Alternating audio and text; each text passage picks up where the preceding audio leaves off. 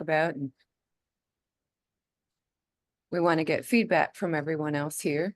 So do you want to say anything to launch things for today, or? Yeah, I just want to say thank you for those of you who are coming back. I think this next session is going to be really exciting. There's a lot of really interesting things that are going on with the Ethics Bowl outside of the classroom and outside of the college atmosphere. And so I think that this next session is going to be really interesting. And then from there, remember, between each session, we're going to take a 15-minute break. And so it's the same Zoom link all day today. So just keep that in mind.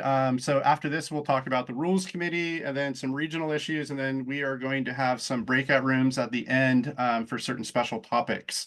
So we'll kind of keep you updated as we go through, as we get to that later session. So I am going to pass it over to Deborah. And I think Kyle Roberson as well as Richard Green are also going to participate. And so Deborah, take it away. All right.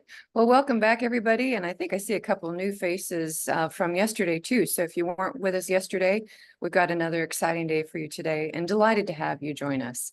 So one of the things we wanted to focus on in this section was all of the really innovative work that people in our Ethics Bowl community are doing in bringing Ethics Bowl cases and this particular way of engaging and particular style of dialogue to a lot of other communities, not just college students as part of the competition. The materials that we have with the Ethics Bowl are extraordinary.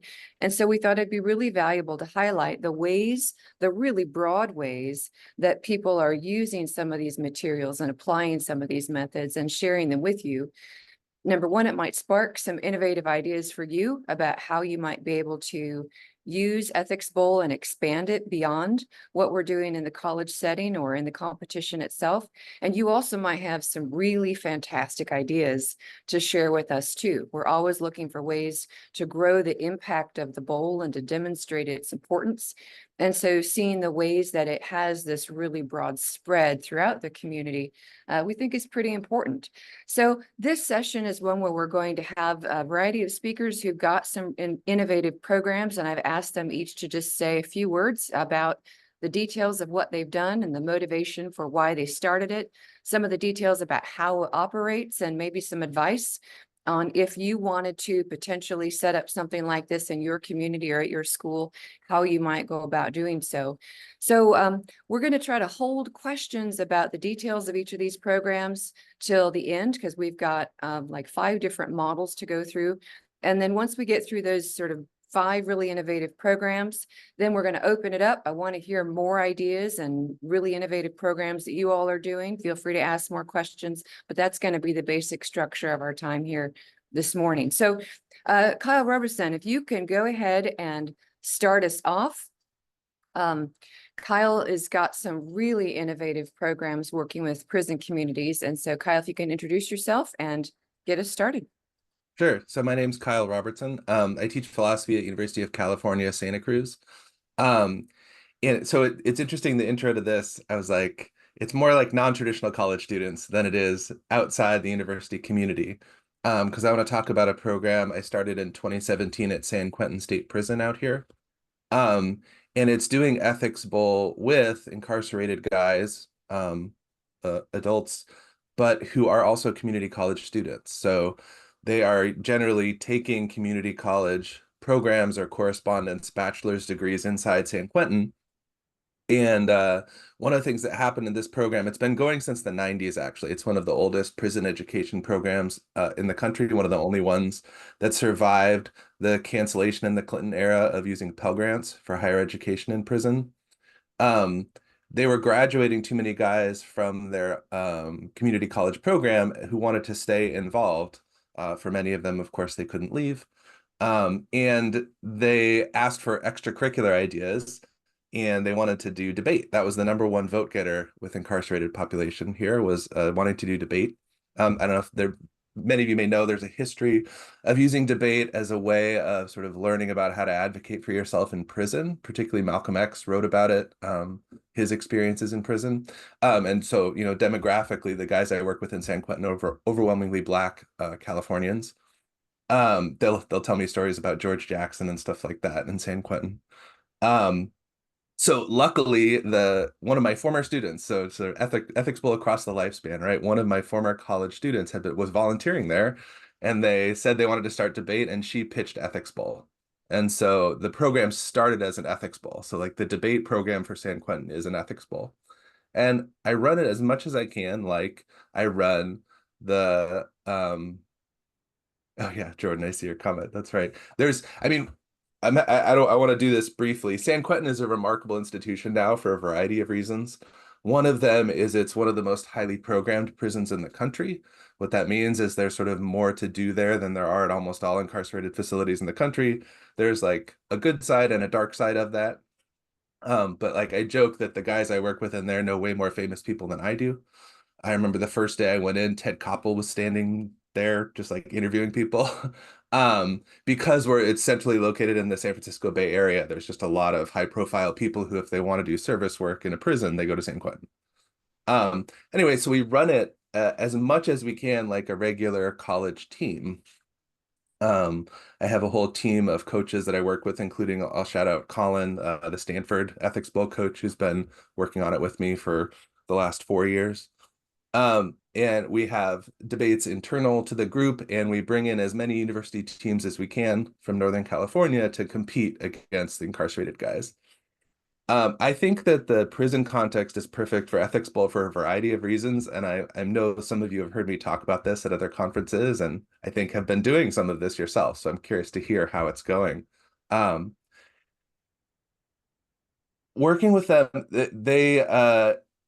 first of all, it's a wide variety of folks, but being able to advocate for themselves and the way that Ethics Bowl places the focus on what the students think, rather than me sort of teaching them the right way to approach the issues, I think is incredibly powerful in this environment. So students who may never have succeeded at high school, let alone college, and right, we're asking them what they think and teaching them sort of how to have a respectful dialogue.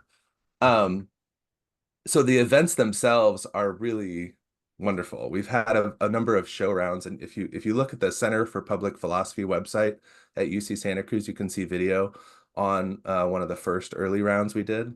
I can link to that when I'm not chatting if you'd like.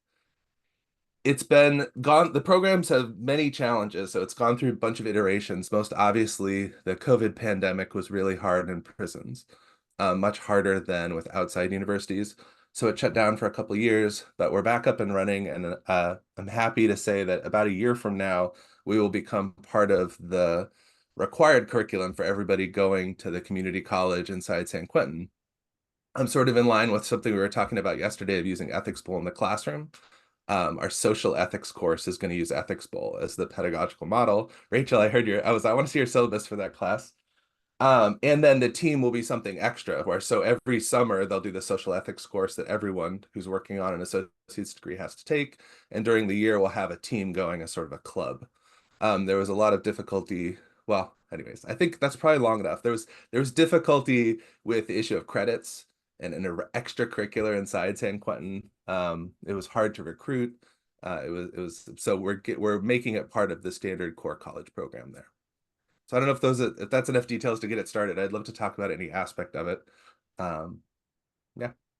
Well, Kyle, that's absolutely fantastic. So this is exactly what we were hoping for, right? You've given people lots of neat and innovative ideas to think about, and also sparked questions for later about credits and recruitment and how you got inside this system and how you gained the support of folks who run those programs. So thank you for that really great opener.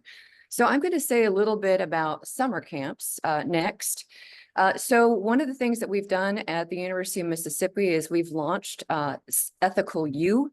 So it's just titled Ethical U, Choices That Matter. And we have summer camps for both high school students and also middle school students. And each of the camp runs for 1 week. And we use, of course, the high school ethics bowl cases for the high school class. And then for the middle school, what we've done is we've taken various different cases from either the collegiate level or high school level and revised them for a more age appropriate audience, or in some cases we've just written cases on our own that we thought would work well. And we've highlighted for each of the different days not only skills involved in having this kind of conversational style of analyzing complex questions together as teams, but also highlighting particular topics across each of the days. So for example, one of the days is focused on issues in STEM. One of the days is focused on issues in art. And so the day that we focus on sort of more aesthetic issues, we take the students also to the art museum, and we have some of the lecture and discussion time period in the art museum. And then they also get a private tour with the director of the center and do a lot deeper thinking about aesthetic issues. And we, for example, partnered with the Center for Science and Math Education here at our university and brought in a mobile planetarium on the day that we focused on STEM issues and had the students work on a case where they were looking at some recent development of Dollar General and all of the lighting systems that they were putting in. And as you know, Dollar General is reaching out into lots of rural areas.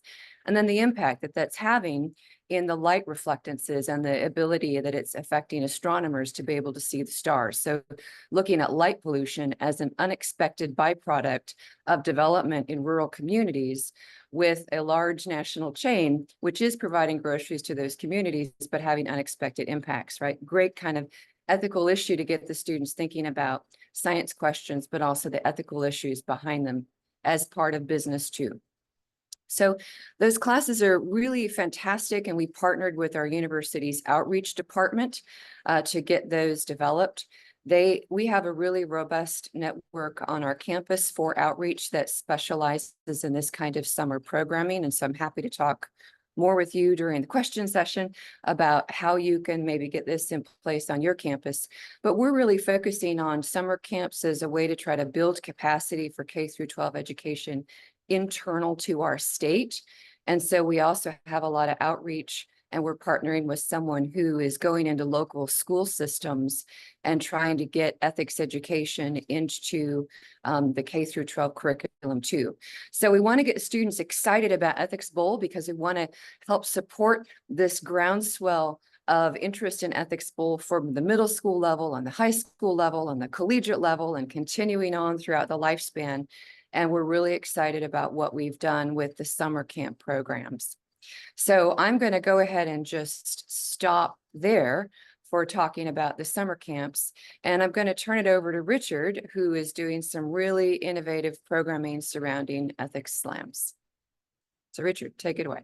Yeah, thanks, Deborah. So, yeah, Rachel's here as well. We're sharing a screen, and we do these together. So I might have her say a few words also. Yeah, so ethics slams are, not an ethics bowl program. They don't use ethics bowl cases, but they are very ethics bowl inspired, right? At least ethics bowl adjacent. So what we draw from the ethics bowl is the kinds of conversations that ethics bowl models, right? And we bring that into the slam. And these are community activities. I do this in my capacity as the director of the Richards Institute, and we partner with the philosophy program at Utah State where Rachel teaches. And these are designed to be community events, right? We reach out to local establishments, usually restaurants that have a good space or coffee houses. And near my school, we always go to the same coffee house. Near Rachel's, we've gone to a number of different places, a pizza parlor, a creperie and stuff.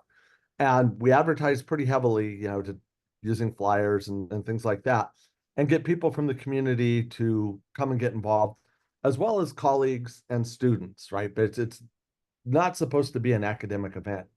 And what they are is they're ethical discussions. We have a topic each time. We've done 23 of these.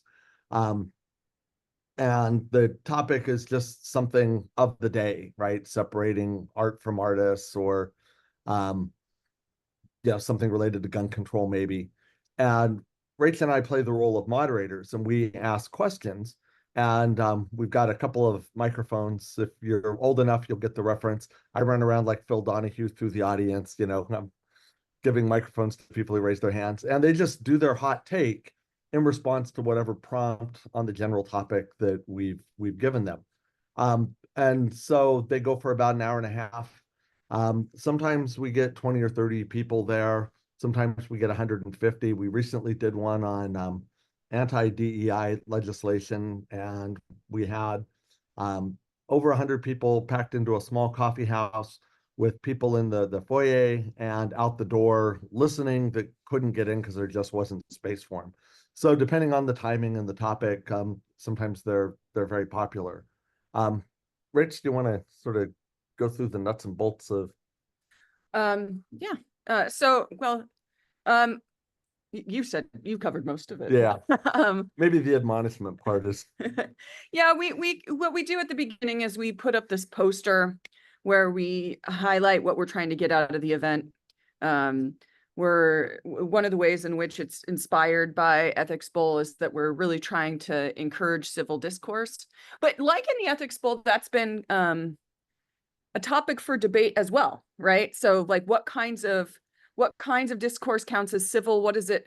What are the implications of telling certain communities that they ought to be behaving civilly? Like all those sorts of questions. So it was pretty interesting at this most recent one that we did. As Richard mentioned, we did it on Utah has recently banned, as so many states have, or too many states have. I guess I shouldn't be offering an opinion here, but has passed laws that ban diversity, equity, and inclusion programs and efforts.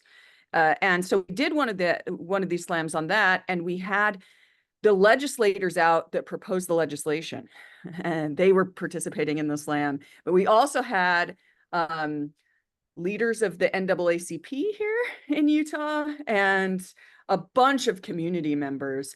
And this was, would you probably agree with me, Richard, one of the more fiery ones. Mhm. And so the moderating this one became a challenge because people were getting upset. And this is where I felt, not too terribly upset, Yeah. but this is where there was some real, this was a source of real reflection for me on this question of what constitutes civil discourse. Because I think these people had reason to be upset and were there to make their voices heard and so on. But so we generally, we encourage civil discourse, and one of the main things that we advocate is active listening, and which I think is a real value of the bowl as well. And so which we model here too.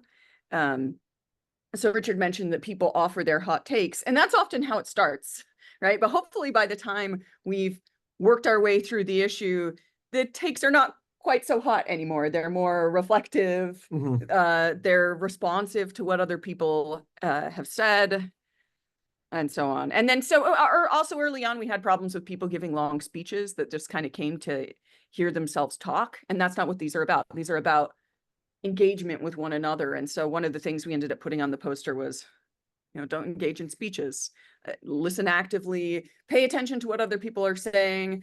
We put something on the flyer about or the poster about reading the room. So if you've had the opportunity to speak 5 or 6 times, let somebody else speak, and so on. So Yeah, and we should say, through the first 22 slams, we only had to admonish one person that started engaging in a personal attack, and we just said, hey, we don't do that here, and it stopped.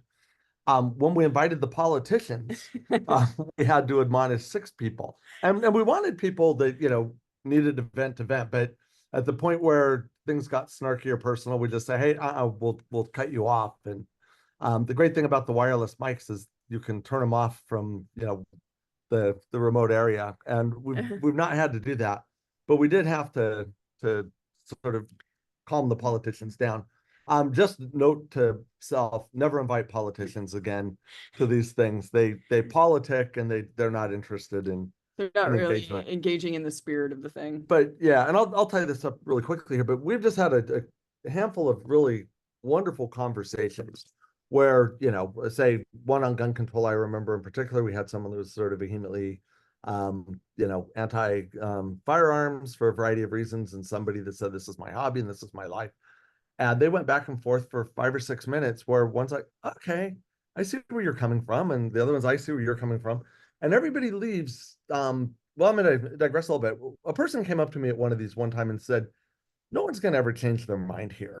And I responded, well, yeah, that's fine. We're not here to change people's mind. We're here to show people one way that you can have nice interactions and get something from it, understanding of other viewpoints, and maybe sort of put a little, dignity back on people who you might just sort of think of as a caricature that you're politically opposed to. So anyway, so these people had this great conversation about gun control, and they left warm and fuzzy. They they didn't see the other as just some sort of stereotype or cartoon anymore. And I think people, other than the political time, routinely have this experience. If anyone's interested in learning a little bit more about these, we're always happy to share our materials. We've got the files that we made the big poster from, where we put up on an easel with all the rules and all of Yeah, that. Venus asks. Someone's asking me. Yeah. you can share. So yeah, feel free to just, get in touch with us. And if you have any questions, we're happy to answer them. Fantastic. Well, the ethics slams I know are just great successes, and it's a really nice model for all of us to be thinking about how we might implement them at our universities and in our communities. And there's also some really interesting work that's happening directly in communities, completely outside of any educational system, with a lot of intergenerational conversations. And so there's various folks doing this across the country. Michael Vasquez, who can't be with us today, is one of the individuals who's perhaps most well known for doing a lot of intergenerational work. And so Plato, the Philosophy of Learning and Teaching Organization, and as Michael's position at the Parr Center for Ethics, have been working on some of this collaboration and bringing these kinds of conversations surrounding ethics and ethics bowl cases and this model and style of dialogue to different generational groups. And so since Alex is a colleague of his and he's very helpfully put a really nice article in the chat for you all to take a look at, I'm going to ask Alex to say a few words. Sure, always happy to pump up my former colleagues, I suppose. I think one of the things that this came up in our session about using Ethics Bowl in the classroom yesterday. One of the things most appealing about the Ethics Bowl format is its deep sort of portability. And in particular, its ability through a kind of narrative case-based incursion into big moral questions. Its ability to generate stakes for people of all ages. And I often had considered that skewing younger, right? Thinking about using ethics bowl cases increasingly with interactions with middle school students, interactions even in some cases with very advanced elementary school students. But more recently at the Parr Center, which at which I no longer work, but again, happy to throw some praise their way, skewed the audience older a bit. So in the last few years, Parr has been able to really integrate with initially a few private retirement communities. And as you might know about North Carolina, the Research Triangle in particular, it happens to be one of the most educated series of zip codes in the country. So there may be a little bit of a selection effect here. In particular among sort of, fancier, more expensive retirement communities that self-select for a certain kind of person, which is to say, in many cases, a retired university professor. Turns out these people were aching for the kind of interaction that something like Ethics Bowl or debate might provide. And of course, rather than have them do debates, we'd much rather have them do the kind of thing that we're interested in. But as those partnerships developed and as we discovered the kind of utility of the Ethics Bowl format and the utility of using Ethics Bowl cases with older audiences in particular, we were able to pretty vastly expand that audience and make it a little bit more public and a little bit more accessible. And in particular, we started to think of that as a way, not unlike, I suspect, the way that Kyle and others think about the prison education programs, which is to say, like engaging and fully engaging and taking seriously the capacities of people who society otherwise often forgets about. And this also, the growth of these partnerships also happened to coincide with the sort of, early days of the pandemic. So things began, of course, virtually, where quite literally these people were kind of isolated and off on their own in ways that many of the rest of us weren't. Because we are super adept with technology, at least most of us, right? So as those partnerships expanded back into sort of physical life, we were able to make a couple of really meaningful public partnerships. One was with the local Orange County Commission on Aging, which actually got our programming. We were able to take advantage of their communications networks and their advertising to get intergenerational programming based around Ethics Bowl cases and in many cases Ethics Bowl formats out into wide communities of people who live on their own still. right? So people who are completely independent, still in the community, not sort of cloistered away in retirement communities, but who are reaching advanced age and, of course, being served by this public institution. We also were able to partner up. The sort of ultimate determination of this was partnering up with the Seymour Center on Aging, which is probably the kind of crown jewel project of that Orange County Commission. It's effectively like a big kind of rec and community center in the greater Chapel Hill area, which serves seniors in the surrounding countries, essentially for them to have a third space that is neither their home nor a business, right? To go and be with other people who share their interests and, frankly, their age bracket. But we were able to partner up with the Seymour Center to actually design and deliver what has become an annual course offering in the philosophy department at UNC, which we call Philosophy Across the Lifespan, which routinely puts undergraduates who've been trained in ethics bowl pedagogy. In fact, many of the undergraduates who take part in this program and in this coursework are alums of our IEB teams, right? So like you see these people enter into really nice feedback loops where, as came up several times yesterday, this is a community that they want to continually be a part of in all of the ways that it kind of extends outward. So we put undergraduates in direct conversation and direct facilitation roles with folks in retirement communities and with folks across the region, who, like I said, often are forgotten about in many ways and not taken quite so seriously as thinkers. So I think that's something that Ethics Bowl really valuably does as a format. It allows us to reach people who, we might not otherwise. Anyway, that was my sort of rambly description of a colleague's program, which I've been involved in from the outside and long admired. But I think it's a real testament to the kinds of power that this format can have when applied creatively. Alex, that's fantastic. Thank you. And just a couple more things. Oh, And just a I'm couple sorry, more. Deborah. That's all right. And just I a was trying to couple move you. details about the intergenerational programs, which is that Michael's done some fantastically innovative work on behalf of Plato, where he also works to reach out to these communities, as Michael has been talking about, folks who, often society forgets about, but most importantly, brings them back into the conversation in a way where they have an important role. So he's not just taking Ethics Bowl to older individuals, but what he's doing is he's pairing older individuals with middle school and high school students and having those two groups engage in conversation.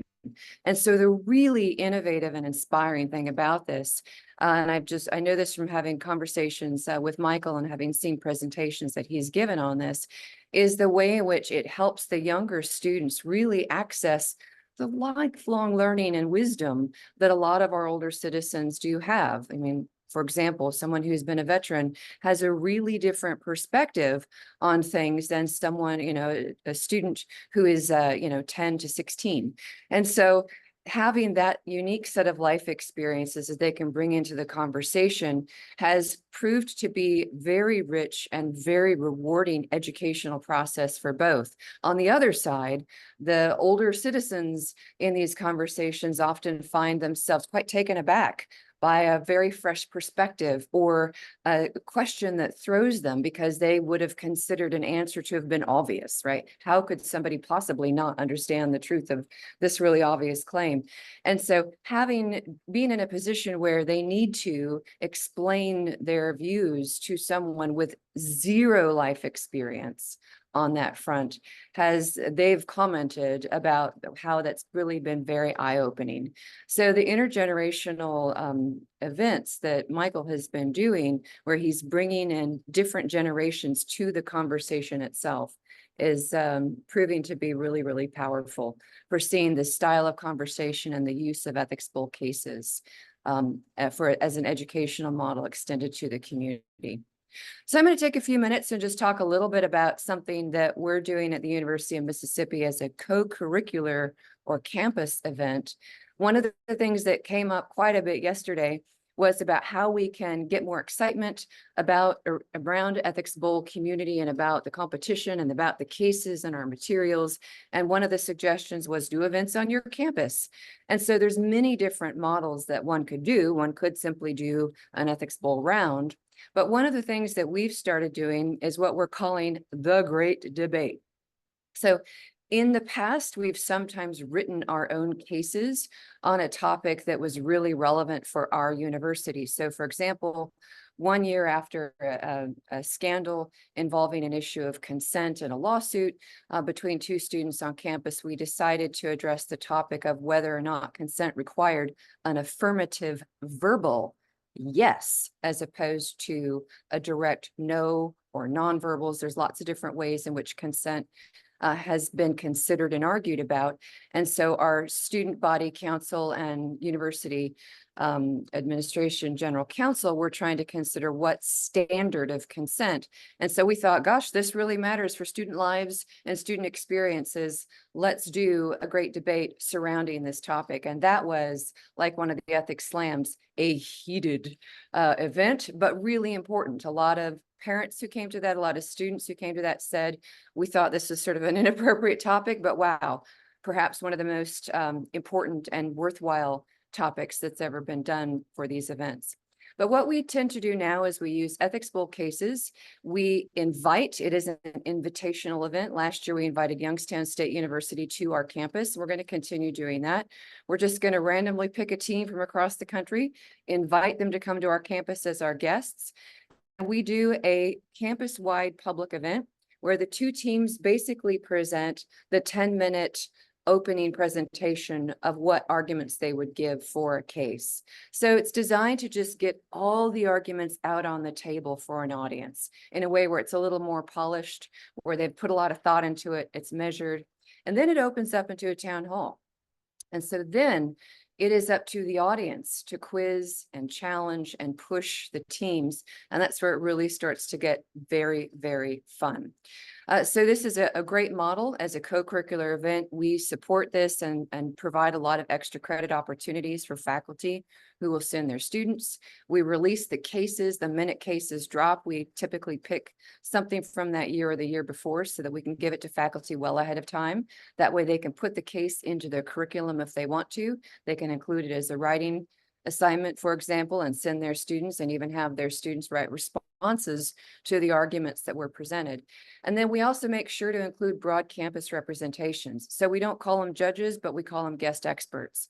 So last year we did the case on using AI in courtrooms for sentencing. It was from the Nationals, I think, in 2023.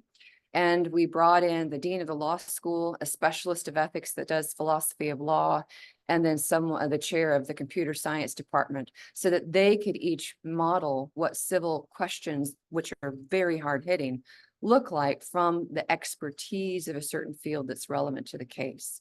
So that's just, again, another example of the kind of ways in which we can take our Ethics Bowl materials, take this style of conversation and dialogue, and do some really innovative things with it in our communities, and then also on our college campuses. So we're going to stop there. And now I just want to open it up. I see that there were a lot of questions that popped up in the chat, but rather than having the chat be this megalithic text, I'd rather have those questions come up in our conversation. So if you had questions for folks about the programs that they did, how they got them started, advice about how you can implement something on that in your own program. I know lots of you also are doing innovative things in your own campuses and communities. We'd love to hear that too. So I'm going to just open it up, and please, everyone, jump in. Christina, first hand I see. Oh, lucky me.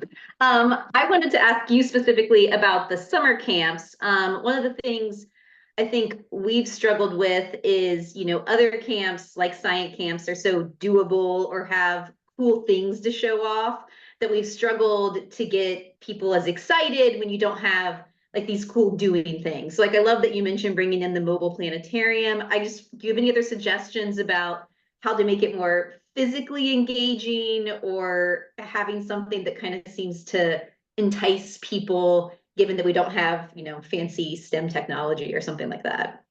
Yeah. I mean, one thing to say is I would make sure that you do a science day, right? Because then you can mark that pretty heavily, and then that gets that concerns out of the way. But one of the things that we did is we spent a lot of time talking with our outreach folks to find out what students were really interested in, what they were asking for, and also what parents were interested in, what they were asking for. And at least in Mississippi, here's what we heard, which is that a lot of the students are interested in agricultural questions, and a lot of the students are interested in leadership because they want to think about how they can help their communities and help their communities' lives change. And so they were interested in questions surrounding business, agriculture, and science. Okay, well then let's focus on ethical questions surrounding business, agriculture, and science. And let's pitch this as helping students become good leaders, but develop them into ethical leaders who are capable of communicating clearly to people in their communities. That's turned out to be a winning message. So outreach did a lot for us in just designing some of the marketing, but it was the content itself that we provided, right? That really sort of drove it. The other thing to say is I would look to see if you know that there are other camps and programs that are big sellers, then tap into what's successful about those programs. And the other thing is, the third bit of advice, maybe reach out to them about partnering. So one of the things that happened this year is that someone had a TEGL-funded grant for a program called Freedom for Knowledge, which is trying to support first-generation students getting access to thinking about their lives and careers. So they actually sent their students as part of their summer camp over for one whole day of our, where we were looking at some specific moral theories. So that might be an innovative way where you could just partner with a variety of other groups that are already successful to start building the demand for your summer camp. Awesome. Thank you so much. Yeah, fabulous. Jordan, you got your hand up. Hello. I had this question when I was listening to Richard and Rachel, but it really is just a question for anybody with these with the different programs, but really what is your role as a moderator, and do you step into being a professor at all, or are you just I'm not doing that today, I'm really just trying to facilitate these conversations? Yeah, since I have a take on it, I'll go. Yeah, I don't feel like it's appropriate for me to go into a teaching role at that point. And I almost never enter the discussion other than the moderating part, except those who know me know I can't resist making dad jokes throughout constantly. And it would probably be okay if it were different. So I don't know, Rachel, if you feel like you're in your teaching role. I really want everyone to sort of feel welcome to be heard. And I think some people might sort of view us as the authorities because we control the microphones and we threaten to turn them off if they get out of line and all that. So at that point, an opinion expressed might come out as something that we take to be, well, here's the right view, correcting or something like that. Yeah, I would say, two things. Sometimes I go into the teacher role insofar as I kind of start to take on, engage in the Socratic method or something. Like I'll push the conversation where I think it might need to go by asking a probing question, but I won't try to force the conversation in a particular direction. I think one thing that we found is, or that I've been really pleasantly surprised by, is that you can really often, when these groups get big enough, you can trust them. I was nervous about this at first because I thought, what if we take on a particular topic and it just ends up being a pile-on of some particular idea or group or something like that. And what I found is if I just leave it alone, the room will take care of itself. The people, there's a diversity of ideas such that someone else will step in and say the thing that needs to be said. And then my role or Richard's role is just to then further probe so that the right sorts of questions get asked, and then the room will do what it needs to do. Thanks. Venus, you've got your hand raised. Take it away. Yeah, I actually wrote in the chat if Deborah, do you have a website for your summer camp? And if so, could you share the link? Sure, we do have a website for the summer camp. It's through Outreach, and I will work on finding that. There's not a ton of information on Outreach's website, but I will find it and share it. While I'm in the midst of doing that, I also saw there were several questions about doing ethics bowl in prison with incarcerated students. And one of the things that perhaps both Richard and Kyle, because both of you are doing this work, if the two of you could maybe explain a little more how the programs got started, because as you might expect, anytime you're trying to partner with external agencies that aren't the university, there's a high bar to getting them to do buy-in. So maybe if the two of you could explain a little bit more about that, it'd be fabulous. Well, sure. I mean, I said a little, so I'll pitch it to Richard, but like with San Quentin, I'm just really lucky that there is this just sort of world-class program used to be called the Prison University Project, but now it's Mount Tamalpais College. That's a fully accredited community college that exists inside San Quentin, the first in the nation, as far as I know. I helped do the accreditation with them, and it was a whole challenge to like, how do you prove you can be a school inside? Like the stories about lab science, for example, are amazing, right? Of like doing a dissection in the parking lot and carrying it in, because obviously you can't bring a blade, you can't bring anything sharp, right?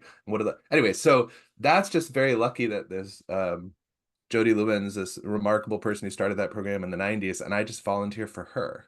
But locally, I've worked in county jails. The path in was actually the high school ethics bowl. Community members judging the high school ethics bowl, seeing what it was like, and one of those community members happened to be the director of programs for the local county jails. She usually oversees things like counseling or NA or AA type meetings, right? But I could pitch her on education programs, and she had already seen what the ethics bowl looked like. But the risk of that is that whole program went away when she quit.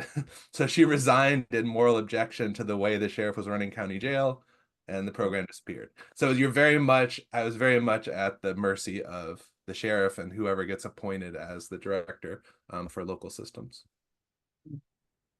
Yeah, so I'll say something. I got lucky too in two ways.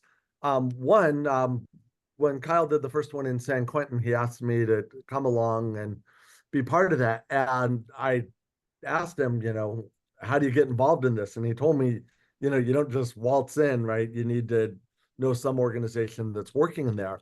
So I thought, well, that's great. That's, Rachel and I wanted to do that. And that's what we would do as well. I got back to Utah and I wrote emails to the people at the prison, the Utah facility that oversee education, to find out what groups go in there. And I got no response from them. I, probably wrote 3 or 4 times and it just sort of fell on deaf ears. And one morning, I was on Facebook. There's 2 groups in our prison. One's from Salt Lake Community College, and I had tried to contact someone there and also didn't have any luck. But there's another group from the University of Utah, that UPEP, Utah Prison Education Project, that I wasn't aware of. And they had heard about Kyle's project, and they posted on social media, how do we get an ethics bowl in our prison?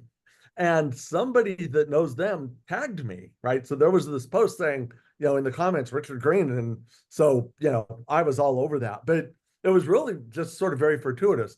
But the takeaway is you do need some group that's doing education in the prison to make you part of their program, right? I mean, I don't know if this is true everywhere, but it seemingly you can't just waltz in and. Yeah, I mean, I think one thing we learned after the fact, though, was that this reminds me of what Kyle was saying. It can be really contingent on a particular person. So had we known that it was largely the chaplain that we could have contacted, then that would have been a really easy way in. So, I had written in the comments that we that we exist independently from, we went in, UPEP helped us get in, but we're not part of UPEP. And That's so, right. so we could have gotten in a different way. Say, for example, if we knew to contact the chaplain, because he's at this prison, he is really closely associated with the volunteer programs, and he does the volunteer training. Yeah, that's right. Yeah, and then once we had that contact, it was just a matter of working out the logistics. How many weeks do you want? Can you prepare some materials for us and all that? So the other thing I'd say is I'd encourage anyone interested in doing that to have the materials ready, have a very detailed syllabus. It doesn't have to have exact dates, but I would say, like in our case, we go in 8 times. So we have 7 weeks of teaching and then an event where we bring in, like Kyle did, teams from our universities. And by the way, just an aside, something that Kyle kind of talked earlier about, the students really get something out of being taken seriously and getting to voice their opinions. And I would just add to that, when they beat a team of college kids, we brought in 2 teams, and the incarcerated students won one and lost one. I've never seen such joy in my life, and they were all congratulating themselves and saying to each other, "I'm proud of you, and remember when you said this," and just completely heartwarming. Mhm. But back to the point, just find a good contact, find out who's doing education in your facility, but also have materials that you can give them. Have some structure in mind, and have a proper proposal, not just a, "Hey, I want to do an ethics bowl," or get on social media and hope that somebody from the prison tags you. That's the 1,000,000 to 1 shot of it. One other quick thing to mention, when I was in Ohio, I used to do ethics courses as part of the juvenile detention center there. And then that expanded to the local Boys and Girls Club. And so an additional contact, if you're interested in doing this kind of work, an additional contact that you might think about is you can reach out to the person that is the counselor at the juvenile detention centers, because often they're looking for programming. And so, again, Richard's point is exactly right. Have something prepared. Don't do a cold call with no plan. But that's a particular person that you might also consider reaching out to start building these contacts. So we've heard, a lot of really innovative ideas and programs. I'd love to hear more about some programmings that some of you all are doing.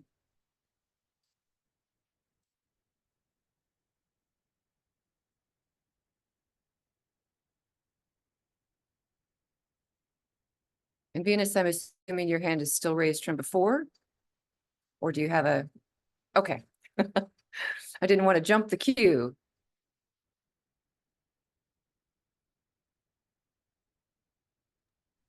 Deborah, can I mention something I was just thinking of? Absolutely.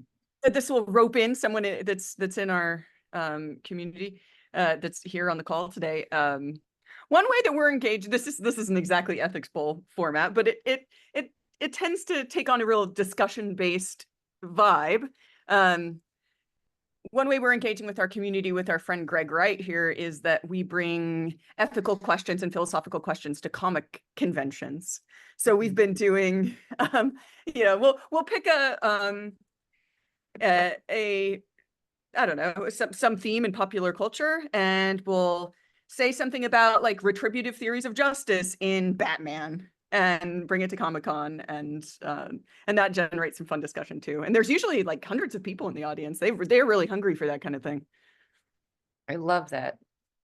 I mean, I think that the most important lesson that at least I've been learning over the decades that I've been involved in the ethics bowl is that people are hungry for this content, the style of engagement, the positivity that comes with it. And so thinking about all the ways we can expand this community and the ways that we can bring this experience to others, I think is really inspiring.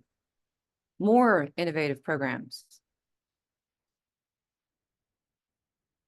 Alex, take it away. Yeah. I mean, I'm still quite new to the Prindle Institute at DePauw, but I can say a little bit about a way that we use the ethics bowl format that sort of stretches across audiences.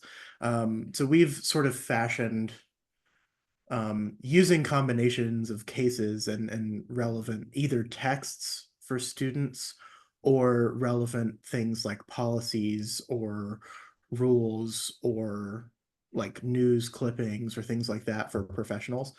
We fashioned a series of 6 to 8 different kinds of workshops. Essentially, they're focused nominally on something like deliberative ethical reasoning, right? Where like a typical approach would be like come in and tell them about sort of theoretical frameworks or things like that. But rather than doing that, we use the ethics bowl format as the foundational piece of those workshops. And so like one of the most, I think, interesting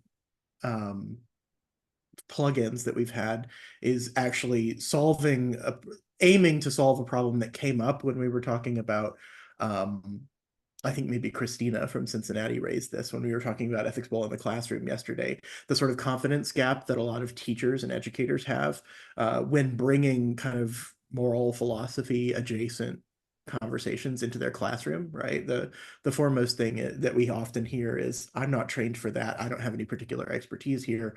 What business have I to facilitate a conversation? So one of our most popular workshop formats pairs a text that students are reading in class with a case or a series of cases, and builds either a day-long or in some cases a several-day module where we actually trained upon undergraduates to go out to high schools, middle schools, to facilitate these conversations among students. So I think this past year we did that with a little over 1,000 high school students in Greater Indiana. And the other cool thing that I think is an application that hasn't quite been discussed as much yet is the potential for using the ethics bowl format as a professional education program. So one of the things we've had some success with recently, because we're lucky enough to have a really nice building in the middle of the woods that feels like a retreat space. So one of the really nice things that we've been able to get some mileage out of recently is having corporate leadership teams come out, sit with us for a while, do a couple of our workshops, all of which are based around ethics bowl formats and ethics bowl cases, and then conduct the rest of their business meeting at the Prindle Institute, right? So we sort of build in as a conditional on them using our space, which is lovely, that we get to build in this workshop content. And some of them do that begrudgingly as the cost of using the nice space, and others are like, wow, this is great. But in almost all cases, at the end, we get the sort of, we really needed this. We were hungry for this. This is applicable to our sort of ongoing like leadership questions, to our ongoing kind of day-to-day business in a way that I didn't suspect. Right. So the fact that like constituents, if you will, construed broadly from middle school students to professional buttoned up adults from like banks and things, right? They come away from this experience thinking, wow, like I've made some progress. I've really gotten something that I can kind of take back into my context. Alex, that's awesome. I love that you figured out a way to make people captive to ethics. It helps that there's not much else in Greencastle, Indiana, so it happens. Michael. Yeah, I just had a quick question for Richard and Rachel. I was curious, how did you go about partnering with the coffee shop that you guys are holding your ethics slams at? It's a nice coffee shop that we go to, and so we just called them up and said, hey, do you mind if, or maybe I popped in. But yeah, that's one of the locations. We've done it at several different locations and with varying degrees of success. So I would say that like one thing that would be more likely, if you're looking to find a community partner, one thing that would make it more likely to be successful is to look at it if that partner is like regularly doing things like, poetry slams or book signings or, music nights or something, because that's an indication that they're already willing to let people in and they have a community atmosphere. And it's also useful to make sure you're dealing with, again, this is just about having the right sort of contact. When we went and did our at two of the locations that we tried, I got my link in was through students, and I love students, of course, but sometimes Most of them.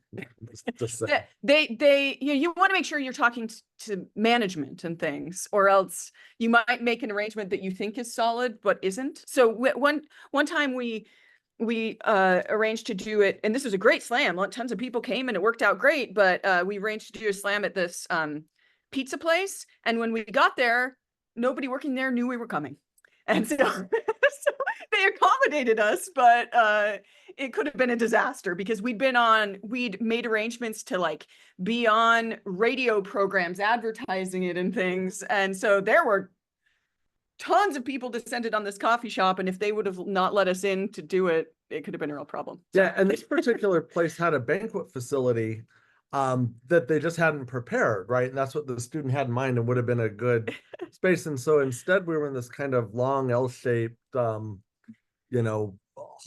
And the acoustics thing, were and the great. acoustics were really bad. Yeah, so the place we almost always do it near Weber States, this coffee shop, and it's been perfect. Since things we got a little attention for doing this, people have approached us about it. So a local library said, will you come and do a slam here? And that ended up not being an optimal space, and it's not really near where people hang out. And the attendance was, sort of fairly sparse. But libraries aren't in principle bad places. You just holding one of these, you just have to kind of, where's it located? How are you advertising? Yeah, it was just in a back room, and it wasn't great. Another place we did it up near Rachel's school, this creperie. We approached them just because it looked like a good spot and they were open to it. And then that was really nice. It was a big open room.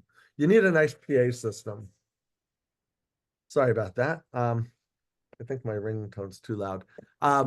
Anyway, yeah, so be a little mindful of the spot, I guess, is the moral, right? You have a mic system too. Like you can't just do this. You need to have a mic and a speaker and stuff like that. Cordless mics are useful. So yeah, had we gone to the library before committing, we probably would have said this isn't going to be a great spot for doing this.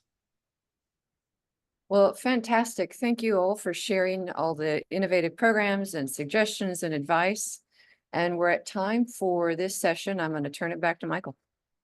Yeah, so we're just going to take a 15-minute break, and so we'll come back on at 10:15 Pacific time, and that's 1:15 Eastern time. And we'll see you guys back, and we'll do the rules committee session. Thank you.